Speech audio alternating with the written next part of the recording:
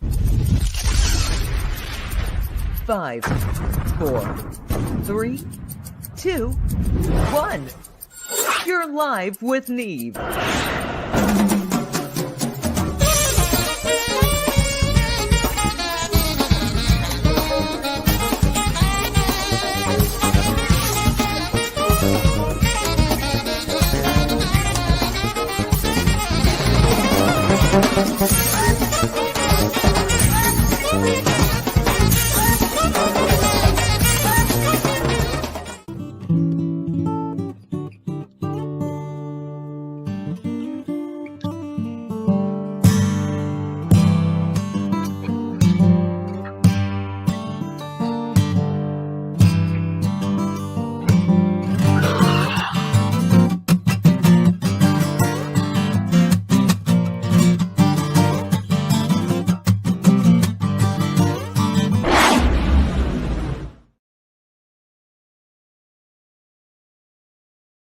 Tonight, I'm here, and you're there. Wherever there is, welcome to the Live with Neve show. Happy Thursday. Happy hump day. I hope whatever you're doing, you had a great hump day last night, or this morning, or maybe both if you can. So, we don't usually do shows on Thursdays, as you know, but every once in a while, we do. Hey, Rick, how are you, man? Thanks for stopping by. There's Gina. We got East and West Coast action going on. That's a good thing. You're wondering, you notice I'm a little out of breath. There's a damn fly in the studio, and I have an electronic fly swatter which zaps them, and it's pretty fun. It's like kind of a, I don't know, it feels like great to play God once in a while with a fly. No, I'm kidding, but they drive you crazy. I don't even like killing them, but they're a pain in the ass. So all is good. I have a special guest on today. And he's special because he's one of my first guests on the show a couple of years ago. I guess we've known each other now maybe 2.5 years. I think he's been on twice, maybe 3 times, but always been fun. And I picked him up, found him, I don't know where. He's out there on the coast, out on the beautiful Oregon coast. It's just God's country. And the guy's been in Nashville a lot. And he's written songs that are really, really good. And he's going to be here, and we're going to talk about where you can listen, what you might be able to do with some of these songs. And it's an interesting story. It's kind of sad, and at the same time it's bittersweet. And I consider the people we have on the show more than one time are, they're friends after a while. They become family. You talk to them all the time. We worry about, they tell us offline, what's going on in life. And sometimes life sucks, But, we only get one as far as I can tell, notwithstanding I know that there's possibilities. But I don't really believe I'll be flying around in angel wings regardless. I believe there'll be something. As David Bowie said, I don't know what it'll be, but I'm sure it'll be extraordinary. Paraphrase. So, without a lot of ado, I'm just going to tell you the first song he played on my show was about, it was a novelty song.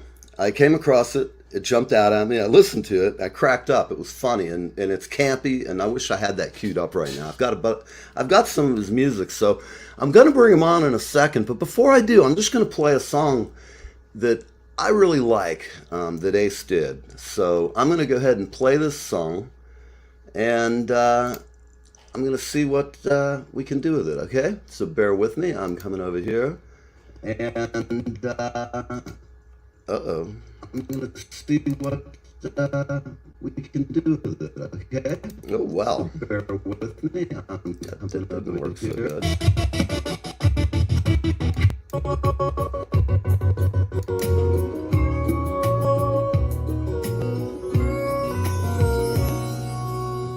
There were late nights, hangovers, big fights, sometimes barely alive.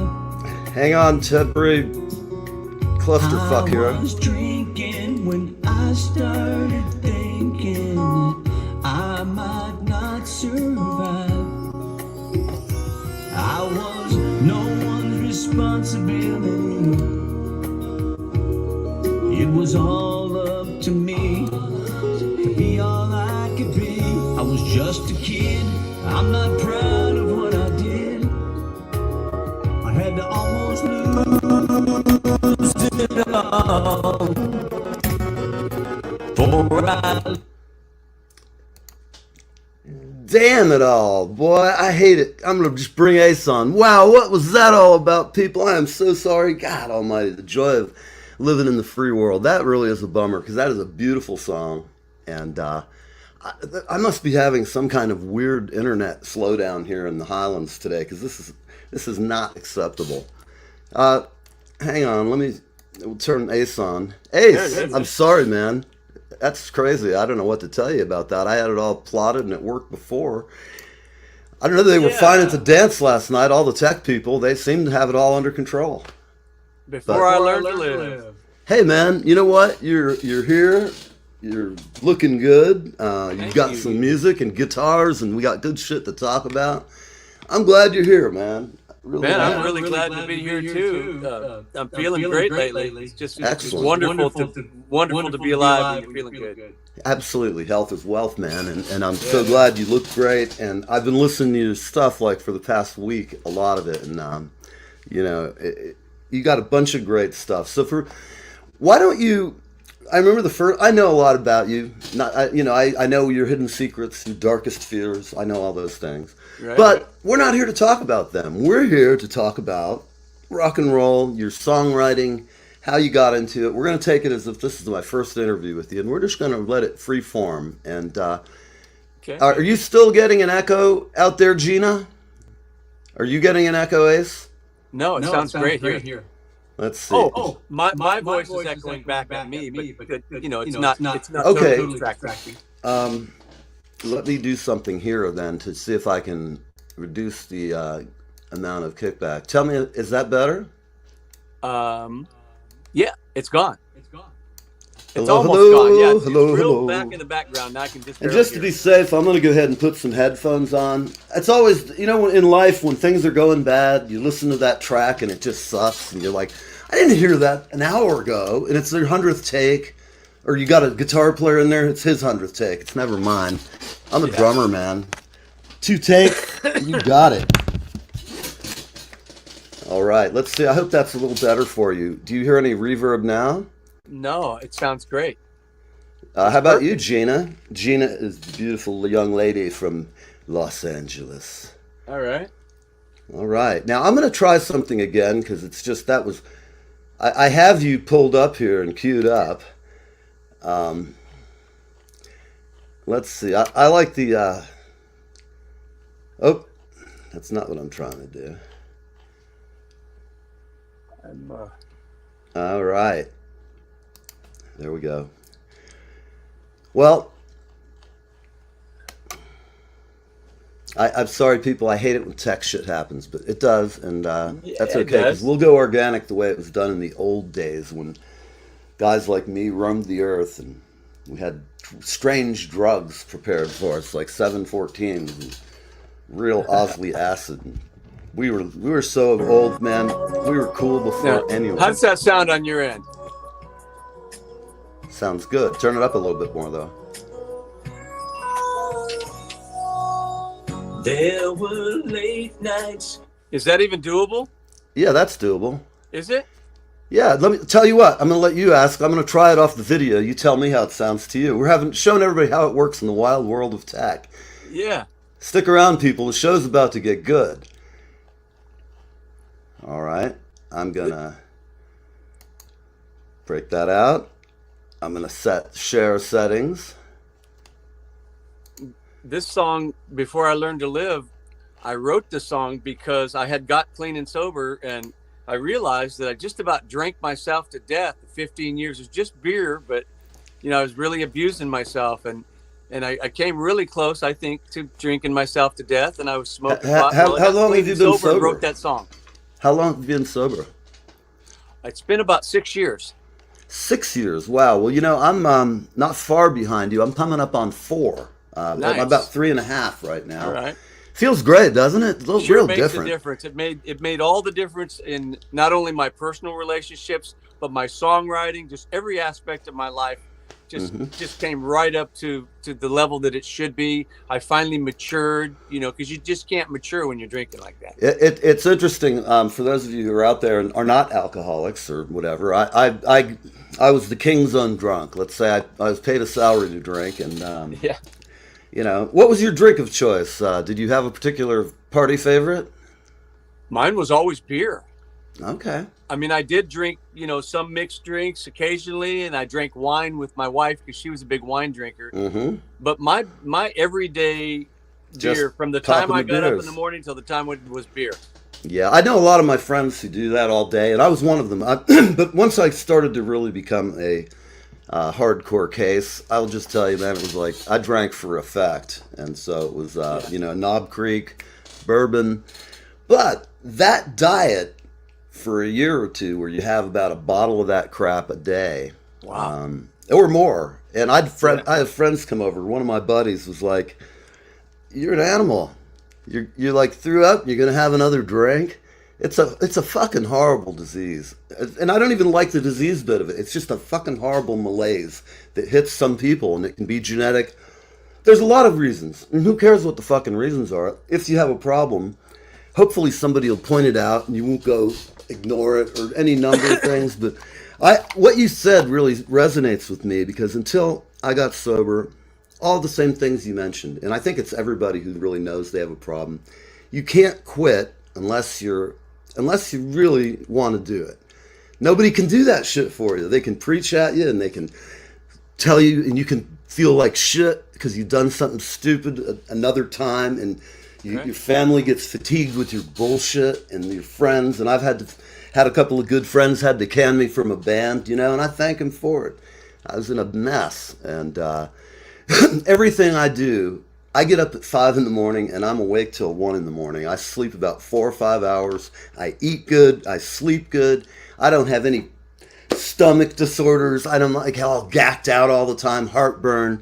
Right. It's just a horrible thing. And so I got my friend here, Jace, is a friend of mine here locally in the New Jersey area. And he's saying, any tips how you quit there, Ace? We've turned into a little alcohol talk, but this is a long-winded discussion for those of you. And if I like this show so much, I bought the company, and so we do things weird. There's no commercials, so anybody has a question, it's kind of free form. But Jace just had a question, so Ace, tell him give him a pep talk, man. A pep talk? Yeah, just give him some ideas on how to be sober. Slap him around a little bit. Oh my gosh, it's interesting. When you first start drinking, it's a lot of fun. Until it gets it's progressive. It's always progressive. The longer you drink, the more dependent you get on it, and before you know it, you can't quit. And for me, it was just a matter of life and death, because I was going to drink myself to death. In fact, my older brother did drink himself to death. But for me, I went to therapy, and thank God it was covered by my insurance. So I said, "Hey, I got insurance. Go ahead and get therapy, because good therapy is good for anybody. I don't care who you are or what your problems are. It'll solve a lot." I agree totally with you. I did like 7 years of therapy, and I went through 5 therapists. And by the time I reached the 5th therapist, she was more into addiction therapy. And so she really got me on a program, and I finally made the commitment, and just went home one day and said, I'm just about drank myself to death. And it just happened for me. So, I mean, I guarantee if you can get it under control, you'll be there's nothing that feels better than being in control of what you eat and drink, what you consume. And also how you, I never, after I got sober, the first time I ever went into a bar, and this isn't a joke, I didn't bring the horse, the rabbi, or anybody. We walked in, and my friend of mine and he asked me, is it cool if we sit at the bar? I don't want you to get all snorted out. And I just looked at him and I said, look, I may have the problem with booze. All of these folks, maybe they do have problems, but a couple of them did. And we sat down, and I'm of the mind, for anybody out there, if you're going to quit drinking, don't be a pussy, man. You just got to do it. It sucks and it's hard, but you just got to do it. And so I sat down, and me and my friend are talking music and who's stupid who, and the whole panoply of things that go through guy talk, the hottest chick in the neighborhood, whatever. And I noticed this character to my right, and he was a character, a funny bastard, and quite the talk of the town, a real Toastmaster. the guy had the gift of gab, so to speak, and he came over and got a chair between me away and just started talking to us like a river floods. And I don't know, they were slow with our stuff, so we were sitting there, and for 20 minutes or so, we're trying to have a conversation, and the guy kept cutting in. And here's the honest thing, people.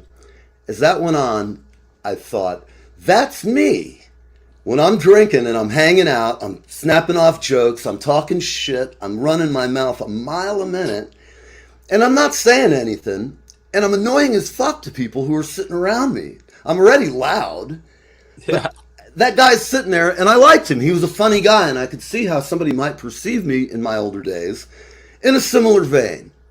And they'd think he's funny, but fucking knock it off, man, already. You know, that's one of the things. I mean, it's hard. And so Jace, of course, Jace said he'd like to friend you. Of course he'll friend you, man. Oh, yeah. Yeah, you know, and Jace, I tell you, man, if you want to get help, I can show you a few places and people to talk to. That's all I'm going to say. But if you do it, just do it. Don't be, just, you can't half-ass it. In your case, what I would tell you perhaps is do what I did. Just drink like a shitload of whiskey, go up to your loft, fuck around up there playing with your guitar, then drunkenly stagger and fall down from the loft down to the second floor. Then get your dumb ass up. I'm not ready for this. I can get it all the way. I'm going to do a back double gainer with a half twist, and I'm coming in fast. Dunk! I hit the floor down at the basement. Multiple injuries, a lot of blood on the floor. Nobody home. And I'm sitting there in vast disbelief when I finally came to. Somebody was slamming my head with the door trying to open it, but my head was right in the corner where the hinge is. So it was really hard to get the door open, and that might explain my brain damage that I still probably have from that episode. I think I lost about 150 IQ points just in that one jump. So flash forward, 8 months later, been through therapy, did a brief stint in rehab, which was really ugly. Then went back, had physical damage, so I was in the hospital from May until September, around the 1st, coming up to my anniversary of getting out. And believe me, I know what it feels like when a person gets out of prison, and it's just getting sober. Jace, I'm going to tell you this as a brother. I'm sorry if you're hearing this conversation's a bummer. We're going to get to music, but this is important stuff. And I own the show, so occasionally it takes weird turns. Remember, though, we're never lost when you're with Neil, but the path may wander. An old Indian told me that once. So that's my story. I'm sticking to it. I'm an Indian. I'm a member of the Wapaho tribe. We're indigenous to Paterson and Passaic, New Jersey. And I have a grievance, but I'll get in line with everybody else.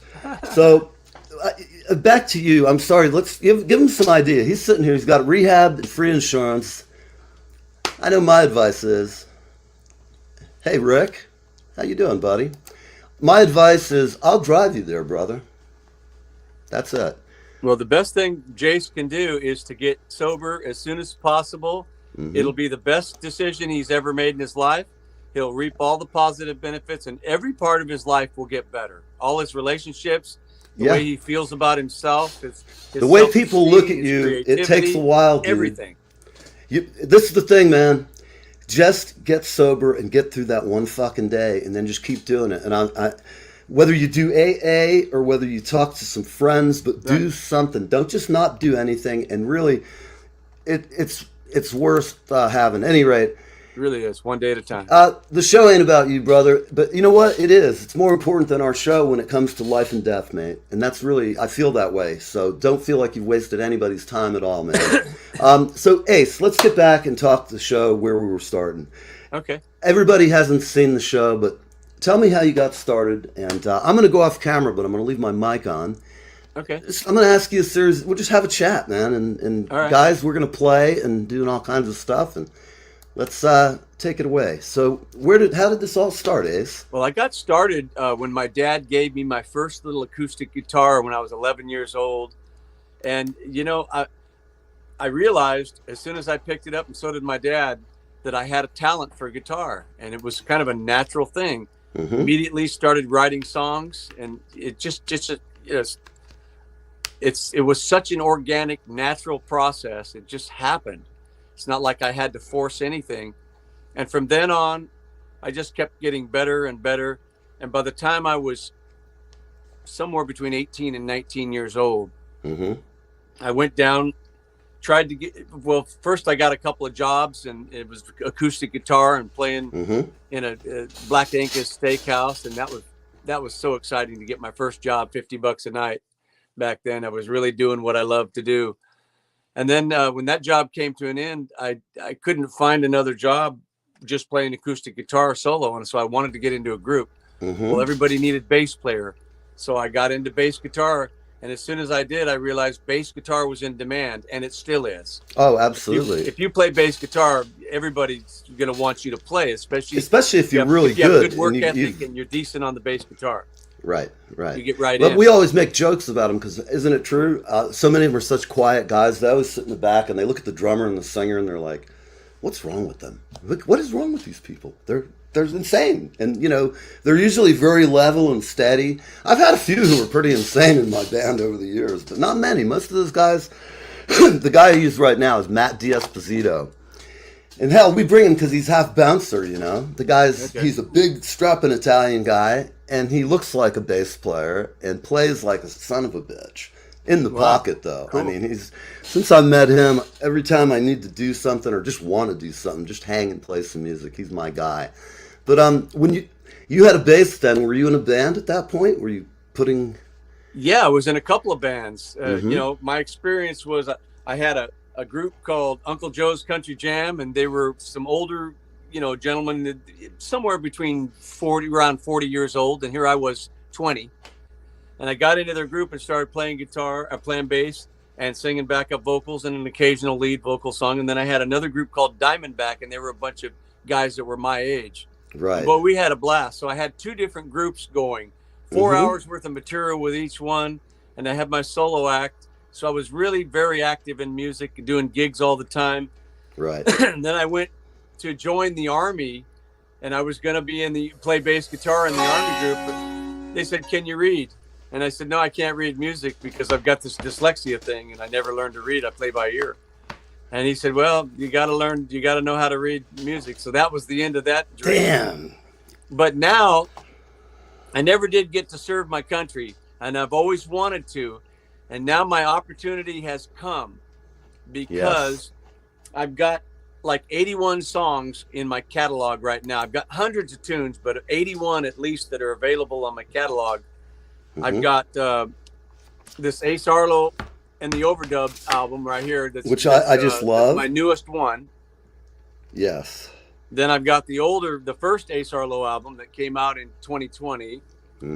I've got the Ruby Red Pickup Truck album when I was Mark Madden, before I went to Ace Arlo for online marketing purposes. And then we have to go back into the 90s with my 10 Minutes from Heaven album. I have that queued up here. It's funny. I heard that album because I listened to it last night, and that is some great traditional country, man. You got some great songs. In fact, I want to play the one. Which album is that? Are you talking about? Mark Madden, 10 Minutes from Heaven. Oh, 10 Minutes from Heaven. Yeah, back to 1997. Yeah, boy, that's when I was having some time. Boy, I was kicking some doors in. Let me tell you, life was pretty insane at that. Well, listen to the fantastic news. Let me take a minute to give a shout out to my friend Felton Pilot, who's in this R&B group in California called Confunction. Whoever's heard of that? Confunction, all right. You've heard of? He went on to produce MC Hammer's song "Can't Touch This," and he's done many other pretty well-known artists. He's a great producer and a great friend. Excellent. And he just came by. He had a concert in Portland, Oregon, and came by to visit me, and just wanted to give a shout out to him. Very nice. And I'm setting up with an attorney. I'm setting up an opportunity for me to help the disabled veterans. It's something I've always wanted to serve my country, never got a chance. So now my opportunity is anybody who records my songs. I've got 81 songs to choose from. Anybody who records it will issue a licensing agreement so they can record it. Right. And then we enter into also at the same time we enter into a profit sharing agreement where they'll be Right. granted 100% of the publishing for that tune. So they get the publishing, and 100% of the writer's share will go to the disabled veterans. So I'm not keeping any money. I've always wanted to Right. serve my country. This is my way to give back, and hopefully we can make this happen. And each person that records another song, even if it's the same song, each recording It's enters into a new licensing agreement and a new profit sharing. So each Right. recording, each new artist will then be granted 100% of publishing for that recording only. People, if you're a musician, I don't think you understand how generous this is, and it gives Ace a legacy, and it's a good one. You know, I don't want to get too political, but the way, I don't care if you're a Republican or Democrat either. I like people in all parties, so don't start getting fucking frisky, okay? Right. Either side. I don't want to get into it with you, okay? Right. So keep your opinions till you go home, and you go out on the internet and shout your opinion to the world. Go forth and, I don't know, cogitate. At any rate, Ace's songs, the reason it's valuable, and it's because they don't suck. And I say that, I mean what I'm saying. I don't bullshit around. Anybody who knows me knows. If I didn't like somebody, they know it like really quick. I don't believe in being one of those people you can't tell, does he like me, does he not like me? I mean, I'm a real prick. Oh, I want to play one of your cuts and see if it comes through real quick. Oh, I want good people. When I wake, Can you hear it okay? morning, Oh yeah. I keep thinking good tunes coming soon. I can't wait to make a music connection that leaves me feeling high as a weather balloon. So I take a deep breath. It's a great song. Drag it home across my head as my day begins. Yeah, you know, I've listened to all of these. Now, did you do all these at home? Is they all overdubs? Did you do everything? Well, now the older ones, all the Ace Arlo stuff is done here in my studio. I do all the foundational work, and then I send it to Nashville.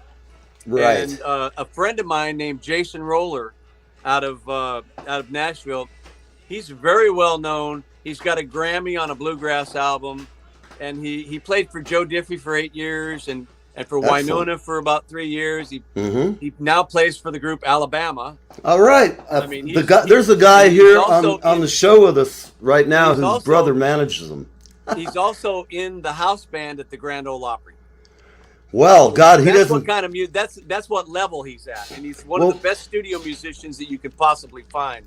And then That's- I've also my friend Felton Pilot has been to the Grammys twice. He lost his first Grammy to Quincy Jones, and he got Not his bad second competition. Grammy for, of all things, a keyboard bass part that he got on Stanley Clark's album. It was a great, Wow. you know, why he needed a keyboard bass, I don't understand it, but We love Stanley. but he got on the album and he got a Grammy for that. So that's the kind of a musician at the level that he's at. So I've got 2 Grammy Award winners that are on both my Ace Arlo albums. So, and then, you know, I've been working on my songwriting craft since I was 11 years old. I finally come into my own, and now it's available for any artist or publishing company or record company that wants to record my songs. They will then be granted 100% of the publishing. It'll still go through my publishing company, Whiskey Run Right. Records, Whiskey Run Publishing, but the checks will be sent to them, 100% of publishing, while the 100% of writer's share will go to the disabled veterans. And that's more important to me than money. I've got all the money that I want, you know, with my recent diagnosis of stage 4 lung cancer and prostate cancer, pancreatic cancer. I won't be around for long, but this is going to be my gift to not only the artists, but the music lovers that listen to music, and the veterans that need help, that always need help, and the artists that record my songs that will then get the publishing. So I think everybody will win, and there should be enough incentive to have people continue to record my songs over and over, because each new artist is going to then be granted 100% of publishing for that recording, for the recording that they record, and they're going to be helping the veterans. So I'm going to everybody be wins. sending out also to a bunch of producers in my list of contacts, and I'm going to share what you're talking about. Right. I'm also going to share it with some of my former college, my alma mater. Okay. It's full of young people, and country music is being made. There's all kinds. I've listened to your songs. There's all kinds of stuff in there, because I heard several songs that I'm on the hunt, because I just want to do a couple, man. Right. And Well, I know do. a tremendous amount of musicians, and everybody I know love to do this. They're not going to go, oh man, you got to pay me scale or any bullshit. We're going to do this just to give it back. In fact, we'll just donate the money. It's not like we need it. The veterans get screwed all the time, and Right. people always think that all musicians are just like animals and hate the military and stuff. But Oh, no. whoever's out there thinking I that love we're going to the do military. better by getting rid of the military or lowering standards all the time are out of their mind. I mean, it's a unique experience and it has to remain one, in my opinion. And Well, you see what's happening around the world. If you don't have a strong military, someone will come in, kick your ass, and take your property. they'll take whatever they want. Look at old Putin. That's He's it. sitting there for 10 years. He's been spanking his monkey, thinking about attacking the world and taking back, Russia, Poland. He wants to expand into his old Soviet Union. I'm sorry, I didn't mean to get confused for anybody out there who actually knows what they're talking about. Russia, part of it. Well, we don't want to talk about Russia. Our vets and their vets too. I hate watching their guys get killed, even though their boss sent them in. They've Right. lost 70,000 kids, man. And Right. they're somebody's kid. And if we're going to really be enlightened in the world, instead of all this other bullshit, let's start with not fucking killing each other Sure. over territorial borders. They're the same people. Right. You could not tell ethnically driving from Ukraine into fucking Russia. You'd not know the difference. The accents are going to change, but these are Right. the same people. It'd be like you're in the States. It's just fucking Yeah. So ridiculous. one of the critical components to perpetuating my legacy in music and helping artists get the publishing and helping the vets get the writer share, critical component is first they have to find the music. Right. So I'm going to be promoting it on Facebook. Also, you can go to Ace Arlo right on YouTube.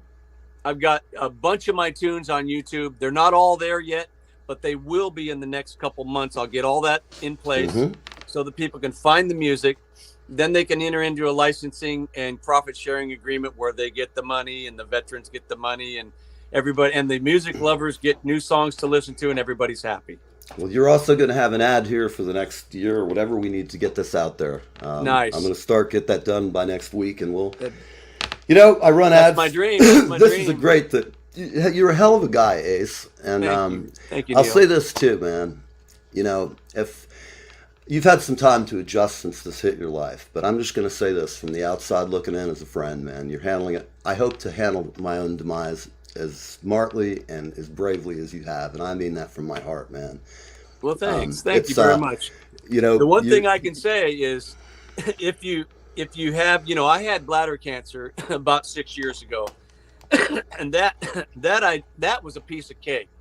Right. I mean, they just took it out. I didn't even know I was sick. They did immunotherapy, Right. and it cured everything temporarily. It got rid of everything, and so I lived Very the common last 6 problem in years. middle-aged people, guys. Super quality of life for the last 6 years. I've been so happy to get that extra time.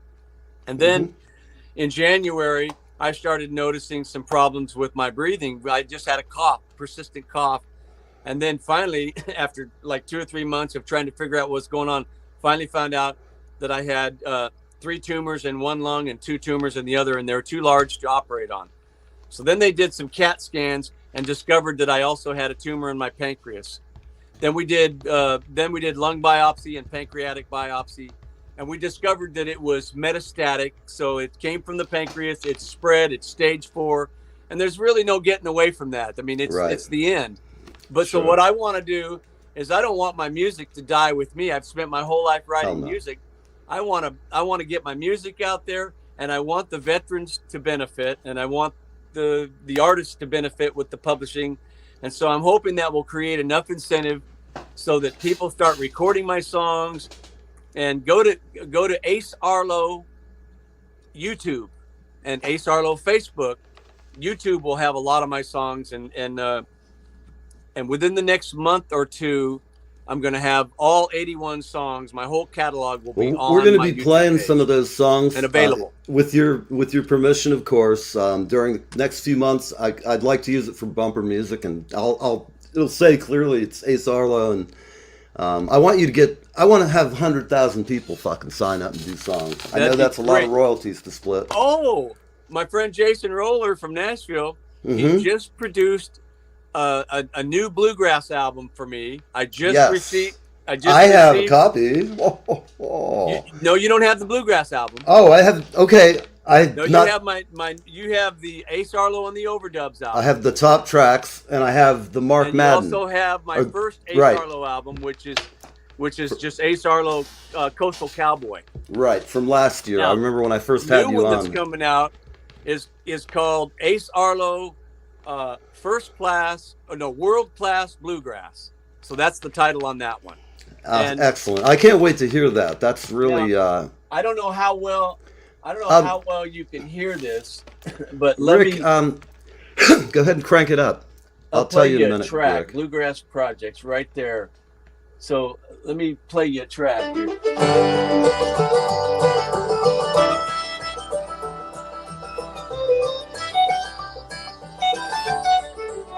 It's nice.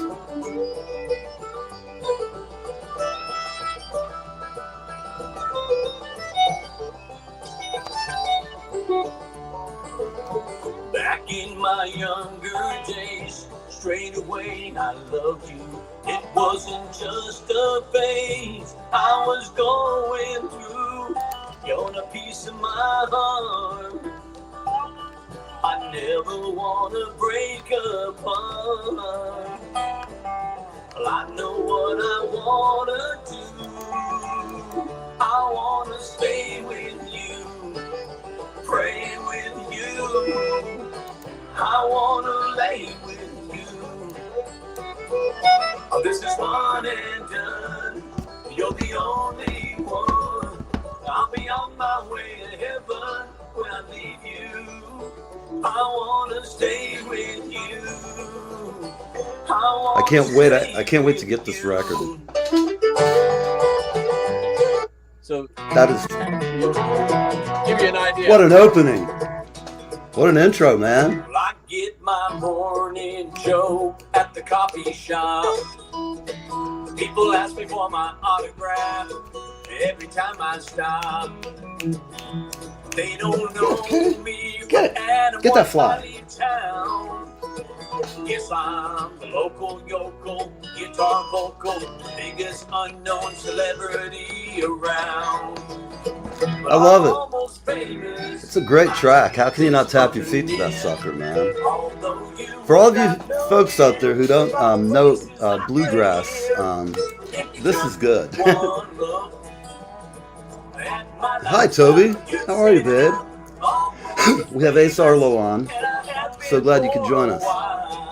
So, Ace, you want to play us a couple tunes? Can you hear that on this? Oh, I heard it.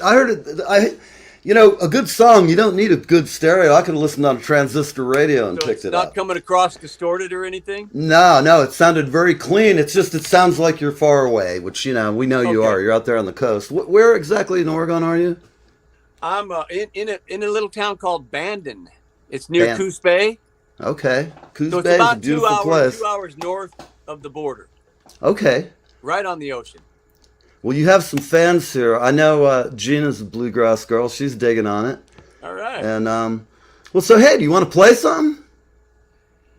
You know, with my lung condition, it's a little bit, you know, I'd certainly love to I don't want you doing anything that's going to... But, you know, if you'll listen to me as a songwriter and not an artist, then you'll maybe appreciate it a little bit more. I'll appreciate it anyway, bro. As an artist, as a singer and an artist, I just can't do what I could do 6 months ago. I understand, my friend. So 6 years ago, when I got my bladder cancer diagnosis, since I don't have any children, which is also another reason why I want to give everything to the vets and because who's going to get it? They're just going to sit there. Mm-hmm. I wrote this song. First thing I thought of, since I don't have any kids, all my songs are my babies. They're like things that I birthed. I created them and I gave birth to them. I know exactly what you mean. I always feel like Uncle Neil. I've got a whole bunch of kids. I thought was, who's gonna sing my songs when I'm long gone? When I'm gone, I might be just a memory. but I'm leaving my babies behind. Lots of songs that come from deep within me, and I'm thinking I might write a big hit each time. That makes me wonder who's gonna sing my songs when I'm long gone. Play my records, make sure the music lives on. Talk about me like a music icon. So who's gonna sing my songs when I'm gone? When I'm gone, I hope you sing my songs, so they might have a life of their own. Take them up on stage and do some sing-alongs. Yeah, just take them, make them your own. It only makes me wonder who's gonna sing my songs when I'm long gone. Play my records, make sure the music lives on. Talk about me like a music icon. So who's gonna sing my songs when I'm gone? I might be gone, but time marches on and on. Okay. After decades have passed and gone, generations have long moved on. The music lives on and on and on and on. Won't you tell me who's gonna sing my songs when I'm long gone? Play my records, make sure the music lives on. About me like a music icon. So who's gonna sing my songs when I'm gone? So who's gonna sing my songs when I'm long gone? Sing my songs. It's available. Oh man, I tell you what. Record your own version of that song and be granted 100% of the publishing, while the disabled veterans will get 100% of the writer's share. I can't say it enough. I hope people get excited and they find the incentive to continue to record my songs over and over and over again. Listen, everybody's going to win. I want anybody who watches this show. I never ask you guys for anything. I don't ask you for money. I do actually, but nobody sends any, so what the hell. In this case, please just take and spread the word of this. I want this shit to go viral, and I'm going to do everything I can on my end. There's going to be a press release going out nationwide, and I'm going to see what we can do to just blow this up. I can't think of a more generous thing to do. And, you know, all of us, remember this, people. The only people who probably are going to remember any of us are the people who loved us and the people who are around us. Sure. And love has many types, agape, and we can go through the whole Latin and Greek concepts of what love, eros, etc. But really, music's the one thing, whether it's sexual or not sexual, it brings people together. It can make you feel, you can fly back in time to, like you can smell a smell and get a song in your head. It reminded you of fall in 1965, or whatever. In my case, I don't remember much from 1965 other than throwing a bocce ball up and hitting my head with it. That explains a lot for those of you who wonder about my sanity from time to time. But, I just feel like musicians are extended family for almost everybody, because everybody likes some kind of music. Almost. There's very few exceptions. I mean, have you ever met anybody who just doesn't dig music? I mean, I've met... No. My asshole stepfather I used to have, he's long gone, but he used to hate any kind of music. Didn't matter what. Just, guy had no soul. That's strange. It was. And he was lucky to have a 14, 13-year-old kid playing drums, playing Smoke on the Water 300 or 400 times. Woo! Yeah, I love that song. An interesting aspect of my career, when I was 18 years old, my life is an open book. I'm writing an autobiography now, and hopefully I'll get that finished before I pass. Right. But interesting aspect is when I was 19 years old, I had a bad temper. I was drinking alcohol. Somebody came up and I felt threatened, and I totally overreacted being on alcohol and having the temper that I had. Right. And I ended up stabbing the guy. I had to go to prison it was 12 months and then be on parole for a year. And from that moment on, I knew that, I was not supposed to be able to vote. I was not supposed to be able to join the military. There was a bunch of stuff that I would never be able to do again because of felony. Wow. Yeah. And that shit happens. Lots of kids do stupid shit, And so people have asked me a lot of times, how come you're not in Nashville, or why aren't you famous? Because the music production and the songwriting is at such a level that it actually, I have had some airtime. I had some minor success, but how come you haven't had more success? Well, there's a bunch of things that go into that. I was totally distracted. For one thing, I never thought of music as my sole source of income. Sure. I always had a second or third job at a hauling and yard work service, worked with the laborers union. Right. I leased a big warehouse where I built a couple of recording studios, and I subleased storage spaces. I was doing all kinds of things. And even in my 20s, I even sold a little bit of pot to my friend. Good for you. Because I wanted an entrepreneur. I can still go from grams to ounces and dollars and cents like quicker than anything. Well, I was totally distracted by multiple things, and at the same time, when I started to reach a level where I knew that I could possibly get a recording contract, in the back of my mind, I was thinking, as soon as you get a recording contract, you become someone's investment, and they want to get their money back. Not only are they going to push you to work 300 shows a year, but they're also, eventually, I could end up in the tabloids when people find out that I've got a felony and they put me. Sure. And then I would destroy my relationship with my investors. Absolutely right. So in the back of my mind, now it would be a resume. I was almost afraid of success. I can see that. Well, now it would be a resume enhancer in today's world. Tawdry, Right. I mean, it's crazy how it is. I've noticed that. Like, you think about Motown and the level of sophistication, and I don't have any axe to grind. I like some rap. It's great. Right. But there's some that's just god-awful, and I don't know. It's just a whole different experience, It's not as classy. It's not as... It seems to glorify things that are going to go on anyway. I'm not a prude. I don't care. It's all adult entertainment, but I don't know. I think, garbage in, garbage out.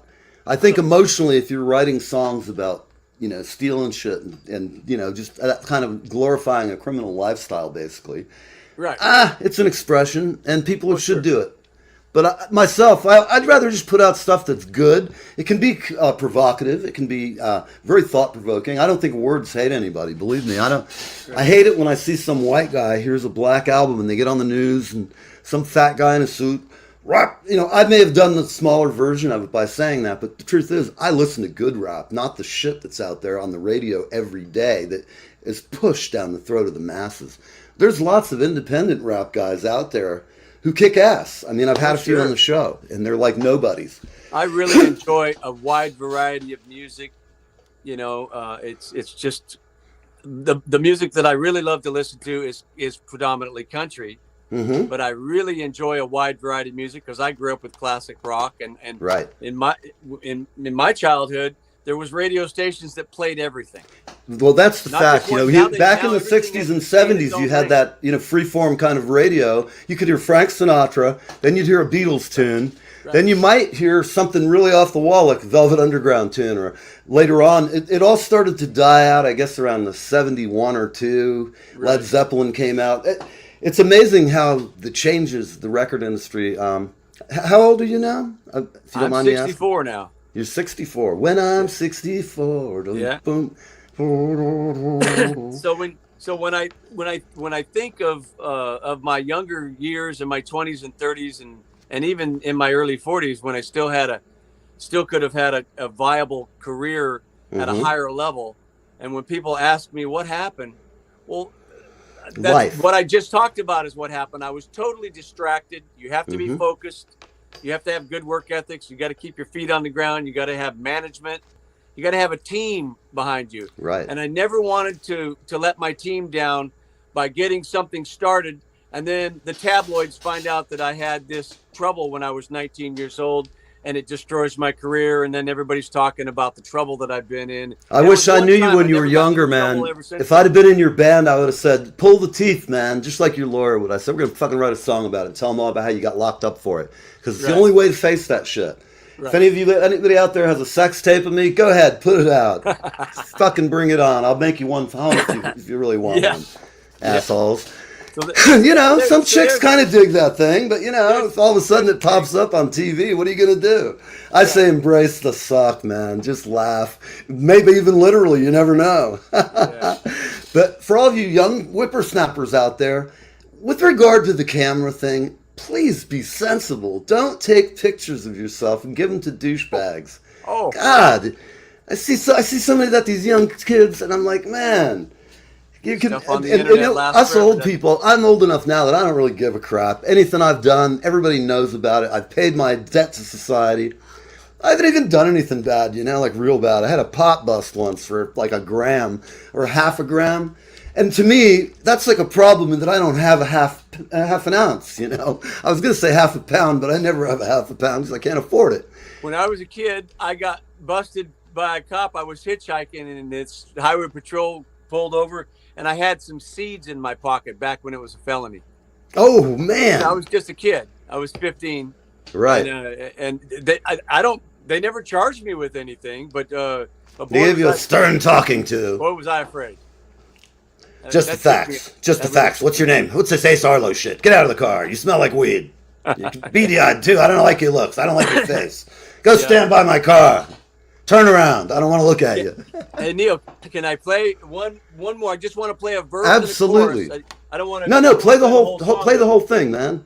This one song called Wild Women and Whiskey. When I was 15 years old, my parents were trying to figure out how to get me some proper schooling because I was not making it in school with the hyperactivity and being on Ritalin for 7 years and attention deficit disorder and dyslexia, couldn't read. So they sent me to this. That never place called happens. New Trails. It was a co-educational camp. And lo and behold, I lost my virginity at that place. I was 15. Right on. And I wrote a song about it. And it goes, and this was the bluegrass version. It's a love-making song like Barry White. Yeah, good to sing some Barry.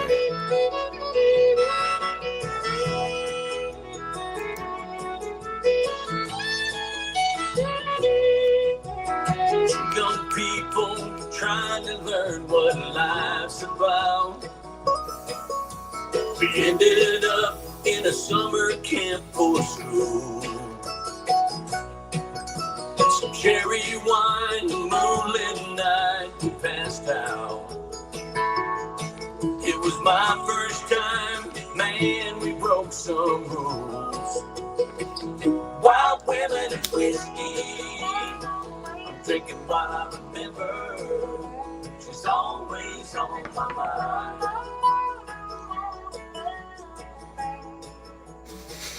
Wild women and whiskey, I'm drinking what I remember. She's always on my mind.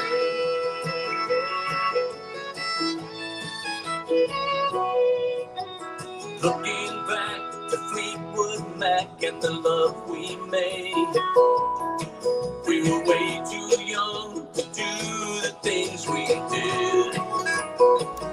Great lyrics. Now years have passed, but we still laugh about those days. I thought I knew it all, but I was just a kid.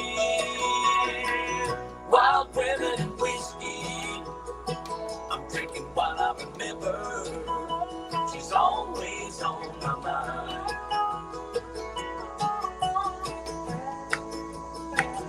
Wild women and whiskey, drinking what I remember. She's always on my mind. Play it, Jason.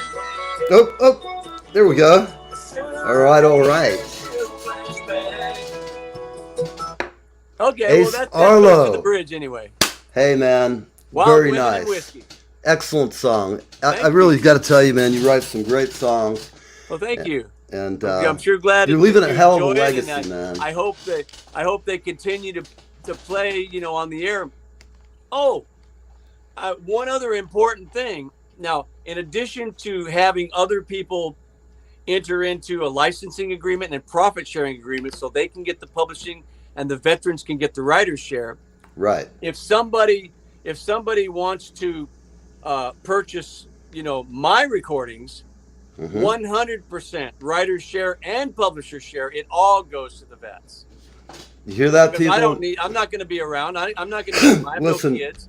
let's I'm not make a gonna do legacy my writer's here. share or my publisher's share. So everything that people purchase directly from me on my Right. YouTube, on my website, or wherever Sure. you can purchase it on Amazon. Is it www.acearlo.com? Well, if you go to Ace Arlo, I've got an e-commerce site, but that's not going to be going on after I'm gone. Oh, I got you. But Okay, what well, will be going on is they can always contact.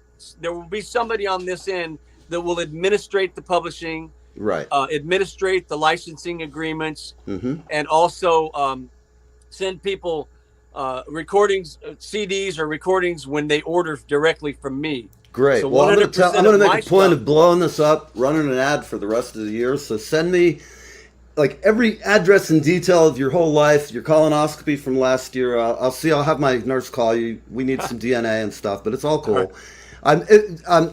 Give me a verbal agreement. If you happen to lick an envelope and I want to clone you in 3D to sell to Disney World, we'll give the vets half of it. Do you accede to that? I mean, I have footage from the show. We could prop you up with a guitar. And I'm kidding you. I'm really messing with you. But yeah, prop me up by the jukebox when I die. God, man, I gotta say, I like your approach. We're all walking, whistling by the graveyard anyway. Sure. and so You never know when it's going to happen. no, and I think like Lyle Lovett's a guy who always writes about death in a way that I profoundly feel sad and happy at the resolution of it. Right. There is some order to the chaos in our life and world, even if you're not religious. Going to a funeral, having respect for the dead, and bringing some food over, do all the stuff that you're supposed to do. Right. Humanity is so great when it's just the people you're encircled and that you meet on a day-to-day basis. And I can tell you, anywhere in the world I've ever been, some scary places where you can always find an ally. You're always going to be good and bad. And I don't know, it's just like all the music people. I know a guy who tours around the world. Never been attacked, never been robbed, nothing, man. All he does is him and his girlfriend. I can't think of his name. I'm having a brain fart, but I've had him on the show. I'm going to post it because I'm about to have him on again. And he's a great guy. He sets up, he plays a Korg wave drum. And so he loops a wave drum. Then he has a guitar synth. And you can tell this guy's like a 60s, he's an older seasoned citizen. But he's got every like Led Zeppelin, every classic rock tune the guy can play really well. Right. So he does his own versions of them. And then he plays his originals, which are great. And he's been all over. I saw him, he's in Belfast right now. I've occasionally thrown him a couple of bucks, man. I like the fact that there's somebody still out there just doing it. It's like a troubadour wandering the globe, And, right. But, we're going to have you on. You're not going anywhere yet, so I'm probably going to drive you crazy, man, for the next 6 months. That'd be great. I want to get the word out there so that people can record my music and everybody can reap the benefits. Well, I want to get out, and I'm going to give you a promise. We're going to get at least one of these tunes out, because you got to hear it, man. I got to get it done for you. Oh, you just reminded me. My friend Felton Pilot from Confunction, he's the great producer. No, he's producing an R&B group. He's out of Georgia now. He's down in Georgia. And he just presented my song Say When, which is on my Ruby Red Pickup Truck album. Right. He presented that song to the group, and they're so excited about recording it. So now Say When is going to get recorded, and it's going to be an R&B version. I can't wait to hear this. I think it's a vocal group like Boys to Men or something like that. So I just can't wait. Could you make an introduction for me to your producer? Just let him know that I'd like to call him and just say hello. Maybe. Sure. You never know. Absolutely. Where I'm kind of in one of those weird stages of life again. I'm restless. Yeah, he's got a lot going because of course. Because what Felton has going on right now at the moment, Bruno Mars. Oh God damn, he's killer. And Silk Sonic just sang one of their songs, their old song. It's 40 years old. It's a song called Love's Train. It was a big hit in the 70s for Confunction. Right. And Bruno Mars and Silk Sonic just sang it at the BMI Music Awards on television, and I saw a video. I think I just saw the clip actually the other day. That was the drummer singing? No, Bruno Okay, Mars. I just saw a clip of something with Bruno, and it was amazing. He had his whole horn section. They kicked ass. So now, because of that, because Bruno Mars is singing one of Confunction's songs, Right. now Felton Pilot and Michael Cooper, the two founding members of Confunction, they're back out on tour. They've always done about 50 shows a year, Right. Regardless. But now that this happened, they're in the money again, and they're out there being super busy, and they're in demand again, and people are calling. The phone's ringing again. For them. Excellent. And so All right, that's my what buddy. he's out busy doing. And that's one of the things that he had going on up in Portland, Oregon with a concert up there, which allowed him to come a day early, rent a car, and come down to Bandon, Oregon to visit Right. me on one of what will probably be our last visits together. So I was Well, really honored and so thrilled that he came to see me. I bet. Man, it's really it was just a great time. You We know, went the out- world, we those went out to moments and Lord friendships are that's all we got. Yeah, You can buy a lot of shit. You can have it all. We're all going to die. We're going to have nothing. And Right. I have my friend who passed away, JR, used to be the producer on the show. And when he passed, his family gave me his studio and all the gear. Nice. And as I unfolded it, we both went to Full Sail together decades ago. And we were really tight. We worked in facilities together. I've gotten him a job. He's gotten me a job. Right. And when you realize that all that stuff, without the crux of JR, when I was unhooking it, him and I were both trained by the same people. So I was thinking signal flow. And then when I was hooking it back up, I couldn't find the damn light pipe cable and stuff. And I was just like, God damn, I wish I had JR here right now, just because I know, Right. I don't know where this goes. It's like out of the whole thing I took apart, I couldn't figure out where to go out of the Pro Tools light pipe, where to put it in, to all the other gear. Right. But, you know, you're doing a good job of leaving a legacy, my brother. So everybody watching, My dream. hey man, a big hug, long distance, mate. Hey, love you, brother. I love you too, man, and I'll be talking to you in the next day or two because good things are percolating here. Let's, I'll keep you just abreast. But if something really cool comes up, I'll ring you, and you know. Sounds great. Let's I'm make hustling for you, something man. happen. And help me help the veterans. I- help me help you. Help me help the music listeners. Everybody wins. I'm gonna try to get something going in a couple of veterans organizations. So I've been working it. Slow process sometimes, but I'm persistent, you know, and I believe if you're persistent and polite, then eventually good shit happens. Yes, it does. So, all right, people, we're out of here. We had Ace on, and he is the man. I'm going to roll us out of here as soon as I get some songs up. I love you, everybody. I will see you tomorrow morning. Tomorrow I have the lovely and talented... oh, my God, where's my cue sheet? Here it is. Hang on.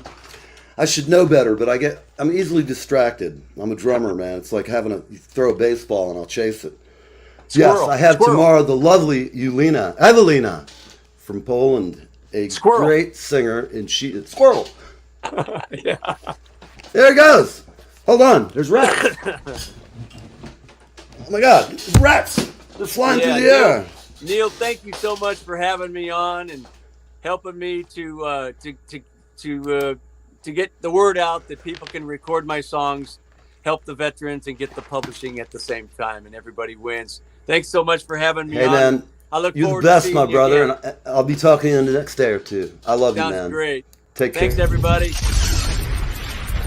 5, 4, 3, 2, 1. You're live with Neve.